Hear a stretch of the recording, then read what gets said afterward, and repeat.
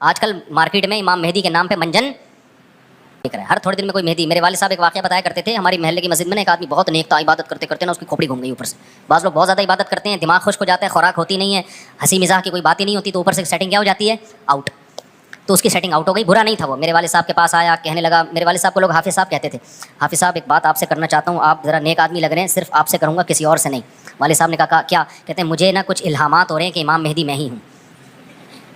والد صاحب ہمیں یہ واقعہ سنا رہے تھے، کہتے ہیں کہ میں نے اس سے کہا کہ بس مجھے بتا دیا، میرے علاوہ کسی کو قطعاً نہیں بتانا، ورنہ حالات کا میں ذمہ دار کوئی بھی پیل دے گا. صحیح ہے نا؟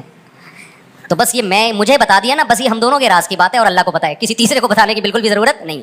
پھر والد صاحب نے اس کو بولا بھائی تو تھوڑا سا وظائف نہ کم کر دے، تھوڑا سا نارمل لائف میں آ جائے، انسان کا بچہ بن جا، تیری کھوپڑی کیا ہو رہی ہے سیٹنگ اپ. تو بہت سے امام مہدی اس چکر میں بنے ہیں، ہوتے نہیں ہیں. تو جب امام مہدی نے آنا ہوگا نا، تو سب سے پہلی بات یہ کہ وہ مہدی ہونے کا دعویٰ نہیں کریں گے، ان کو لوگ کہیں گے کہ آپ مہدی ہیں. ان میں علامتیں دیکھ کے علماء ان سے خود کہیں گے، سارے پیچھے پڑ جائیں گے کہ آپ مہدی ہو. سمجھتے ہو کہ نہیں سمجھتے ہو؟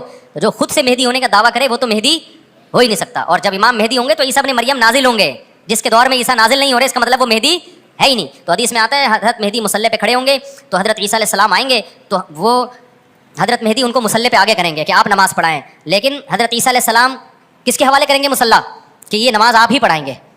کیوں؟ مجھے اللہ نے نماز پڑھانے کے لیے نہیں، مجھے کس کے لیے بھیجا ہے؟ جہاد کرنے کے لیے بھیجا ہے. میں تلوار لے کے لڑائی کروں گا، یاجوج ماجوج کو قتل کریں گے. اب یاجوج ماجوج کہاں ہیں اس کے بارے میں کوئی صحیح بات ہمارے علم میں نہیں ہے. ویسے بھی اگر ہمیں پتہ چل جائے کہاں ہیں تو وہ دریافت ہو جائیں گے نا. اور قرآن کہتا ہے قرب قیامت سے پہلے وہ دریافت بولو نہیں ہو سکتے. تو اللہ نے چھپا دیا ہے ان کو. جب چھپا دیا ہے تو چھپایا ہے اس لیے کہ پہلے نہ پتہ چلے کدھر ہے. کچھ لوگ کہتے ہیں یہ چائنیز ہیں، کوئی بھروسہ نہیں ہے ویسے لگتا ہے کہ شاید ہو، کیونکہ وہ جو ذوالقرنین نے دیوار بنائی تھی نا سیسا پلائی ہوئی، اور پہاڑوں کے پیچھے دھکیل دیا تھا، اور پھر بڑی تعداد ہو گئی ان کی، حدیث سے پتہ چلتا ہے شاید وہ، لیکن بہرحال کوئی یقینی بات نہیں ہے.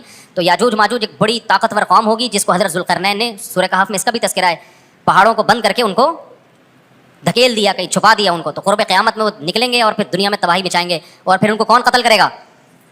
حضرت عیسیٰ علیہ السلام. تو وہ ابھی نہیں نکلیں گے، جب نکلیں گے تو ان کا ابھی دریافت بھی نہیں ہو سکتے وہ.